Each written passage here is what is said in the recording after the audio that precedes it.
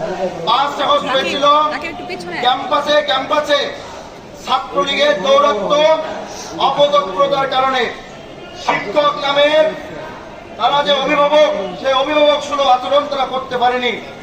এজন্য আওয়ামী দোষর শিক্ষক শিক্ষার্থীদের বিরুদ্ধে আমরা কোটা আন্দোলন শুরু করেছিলাম এবং তাদেরকে 5 আগস্ট সরিয়ে দিয়েছিলাম।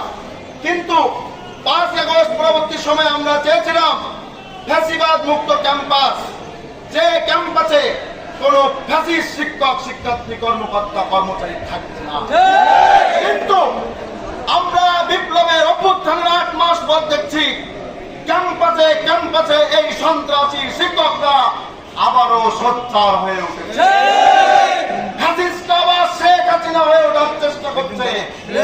আমার কেন জানি সন্দেহ হয় শেখ হাসিনা হয়তো বা ভারত থেকে এসব শিক্ষকদেরকে মদত দিচ্ছে। এই মদত দেওয়া শিক্ষকদের মধ্যে আরেকজন হচ্ছে গিয়াসউদ্দিন সাহেব।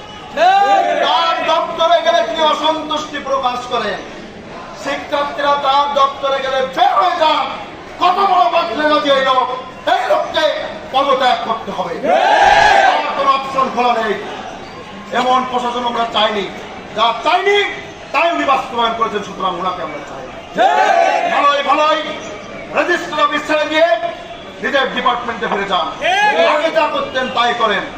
তা না হলে জগন্নাথ বিশ্ববিদ্যালয়ের প্রায় 20,000 শিক্ষার্থীকে সাথে নিয়ে আপনাকে টেনে হিসেবে ছাত্র সমাজ বের করে সময় থাকতে সাবধান। ফ্যাসিবাদের দোষরদের আর কোনো জায়গা বাংলাদেশের ক্যাম্পাসগুলোতে, বিশেষ করে পুরান ঢাকার জগন্নাথ বিশ্ববিদ্যালয়ে শহীদ সাজিদ ভাইয়ের এই ক্যাম্পাসে হবে না, হবে না, হবে না। ফ্যাসিস্টরা সোচ্চার হলে আমরা তাদের বিরুদ্ধে 144 ধারা জারি করব। তাদেরকে ক্যাম্পাসে আমরা থাকতে দিব না, তাদেরকে প্রশাসনিক কোনো দায়িত্বে আমরা থাকতে দেব না। আমরা এই সমস্ত রেজিস্ট্রার নামের বদমেজাজি লোকদের কাছ থেকে আমরা আজাদ চাই। সবাই আমার সাথে স্লোগান।